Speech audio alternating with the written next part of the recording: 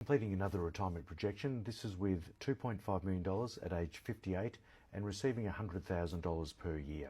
So this one came about because the chap that asked the question and said, hey, what about these numbers, was a little bit disheartened when we did a calculation to provide 150 grand per year and how much you need to do that over your lifetime. And we got to around 5.5 to be conservative and take into account inflation. Please remember that point. So let's turn the camera around and have a look. So here's the numbers for the 58-year-old, retired, has $2.5 million in retirement assets. That might be super or non-super, mixture of the both more than likely. I've done retirement projection assuming life expectancy of 85.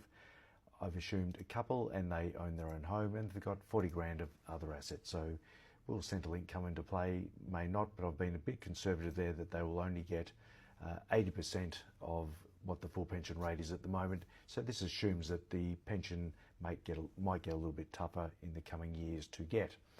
So here are the numbers.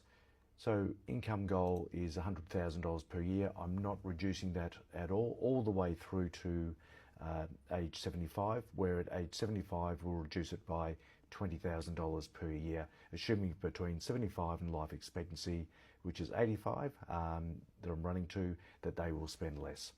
As always, we have our projections in terms of the return.